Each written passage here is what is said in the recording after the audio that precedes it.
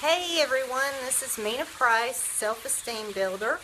I'm coming at you live from Northport, Alabama, where it's really rainy and cold, but I understand that a lot of you are in the snow, so I'm grateful that I'm not in the snow. But if you hear the rain in the background, it's because I'm outside, ready to talk with you about loss.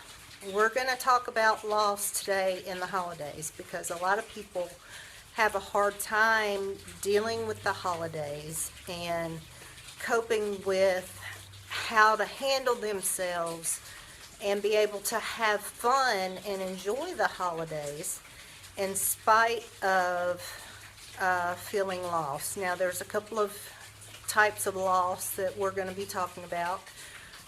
Number one is death. Obviously, grief takes all forms, but death is a primary cause of loss. And then there's also the loss through estrangement. Sometimes families have differences and they wind up not talking to one another or having really strained relationships. So that being said, that can cause a rift and cause problems, especially during the holidays. During regular times of the year, it's not usually as painful. I mean, it can be, but yeah, there's triggers that are around times of the year that are generally family times of the year or anniversaries of deaths or divorces or things like that. So what I'd like to talk about today are some ways that you can work on or be able to help yourself deal with some of those times that may be more difficult than others. Now, I posted a beautiful little video today, and basically the gist of it is that every time you see a cardinal, that's an angel, and that means your loved one is looking over you. And I thought that that was just a beautiful, beautiful way to work on remembering that your loved ones are still with you, and they're still caring about you, and they're watching and supporting you. And to actually have a tangible way to be able to see your loved ones, I thought was just wonderful. So that's certainly a way that you can, kind of keep your eyes out for cardinals and know that your special loved one is there watching you. Now, another thing that you can do, and I want to tell you a little story. And many of you know I'm a therapist, and I have done therapy for, 25 years, 26 years. And I remember one lady who was having a really hard time with the loss of her father. Her father, I think, had a birthday, or he either passed away right at Christmas time. And I want to say he had a birthday around Christmas time, and, of course, the holiday itself. And we were talking about ways, because she was having a lot of difficulty. She said every year for his birthday, she would make a chocolate cake and take it to him for his birthday.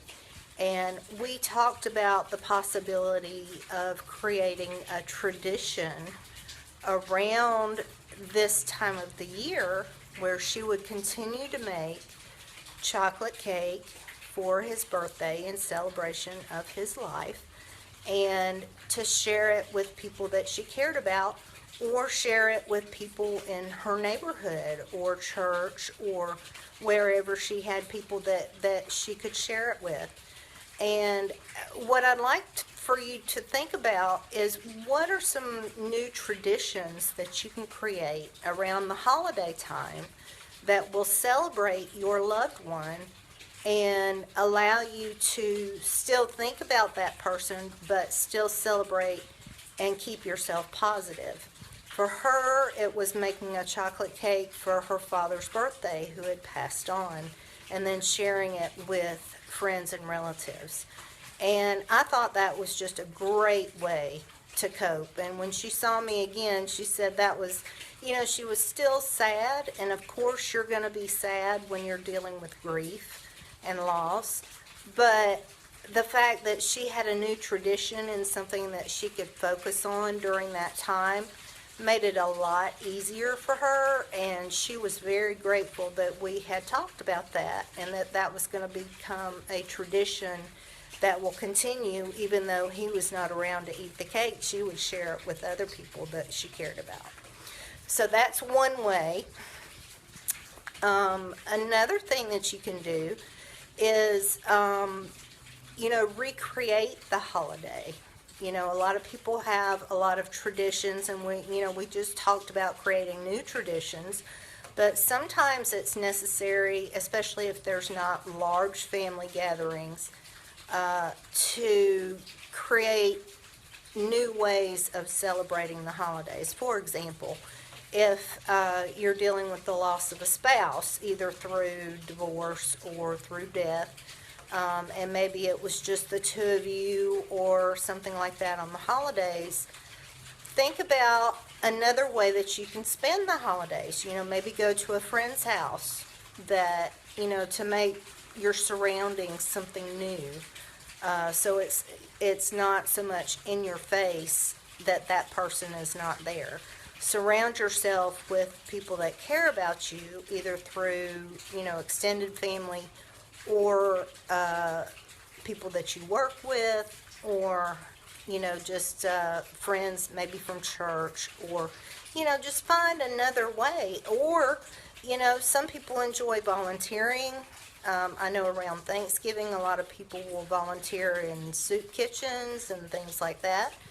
If you have a hard time finding somebody to spend holidays with, think about doing some volunteer work to get your mind off of you and on to helping someone else.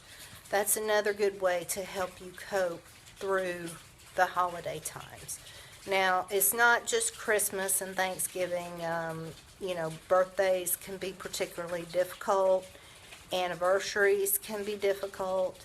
There's a lot of dates. That's one thing that triggers depression in people is, the dates that were special to you, a birthday or a death day, or, anniversary, or, Christmas, Easter, Mother's Day, Father's Day. I mean, there's just an endless list. So it's not just Christmas time, obviously, but in the wintertime, on top of the Christmas holidays and the Thanksgiving holidays, there tends to be a lot higher incidence of depression anyway because of the cold and the lack of sun. The sun's not as close, so, depression tends to rise during that time.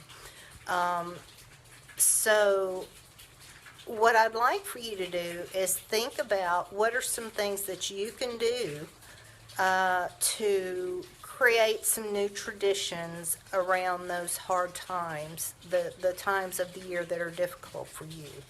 If you're going through a new loss, in the last few months, or even within the last year, the first year anniversary can be one of the hardest. The anniversary date of the death or the loss is a trigger for a lot of people, and that first anniversary can be a tough one. Give yourself, cut yourself a little bit of slack. It's okay to grieve through this. I'm sure that, if you have family or friends, they understand that, and they are going to be there to help you through that. So don't beat yourself up if you're not yourself during this particular time of year or through the anniversary time. It's okay. It's okay. It takes time. Grief is a process. There are stages of grief that we go through: denial, anger, depression, bargaining, and then finally acceptance. Those are from Elizabeth Kubler-Ross, a very famous person who, identified the stages of loss or the stages of grief. So that process has to happen for you to move into that acceptance phase. And remember, acceptance doesn't mean that you won't feel sad anymore. Acceptance doesn't mean that you won't miss the person anymore. Acceptance just means that you can live your life and not allow that loss to cause you to remain stuck. So it's okay if you're in that process right now. You know, take it easy, allow yourself that time to become able to move into acceptance. If it's been a few years, those of you that have experienced loss, if it's been a few years, you know, then, or even a couple of years, what are some things that you can do to change the traditions? What are some things that you can do to create new traditions? If you've got children or grandchildren, what are some new things that you can do to create something? I think I saw a Facebook post from a friend of mine that she had brought her granddaughter in, and her granddaughter looked like she was about 2 years maybe, and she said that she had put up her tree for her granddaughter, and that she wanted to make it a tradition to make ornaments for her granddaughter's Christmas tree, and to have that be a family tradition through the holidays. And I thought that was a very special thing. You know, you can put your focus on other people in the family. Now, when it comes to estrangement, sometimes that's a little bit different. You haven't actually lost the person to death. You may actually, you know, come across this person periodically. Holidays can be a rough time because there might be that expectation that you have to spend the time together, and maybe that's uncomfortable for you, or maybe you're expecting this person to be nice to you when they are normally not nice to you. One of the things that you have to do is you have to check your expectations. If a person has been a certain way for many years, chances are good that they're not going to change, so don't expect that change to come. If you find yourself in the same location as this person during the holidays, be cordial. If you find this person is trying to trigger you, don't allow that to happen. You can learn to be in control of your emotions. If it gets to be too bad, you can always leave. If you bring, you know, you may decide you want to bring your own car. Don't ride with anybody else, you know, so that you can have a way out if you need it, because you don't have to stay in a place where somebody is making you uncomfortable. You know, a lot of times holidays, this is just a once a year thing, twice a year thing. You get together with these folks, and then you may not see them again for the rest of the year. And depending on what the situation is, that may be something you want to work on, or it may not be. Coaching can work wonders in these types of situations, not necessarily to change the other person, but to help you get to a point where you can accept where things are and be happy with your life, whether or not that person is actually in your life. So I hope you've enjoyed these tips. It is chilly out here, so I'm going to finish up. But please leave a list of some possible new traditions that you can create around the holiday times. And again, well, next Sunday is Christmas. I may or may not do a post next weekend. I haven't really decided yet. It just kind of depends on how things go. But if I don't talk to you next Sunday, please have a very Merry, Merry Christmas. Work on your traditions. Work on creating fun and happiness for yourself and those you care about.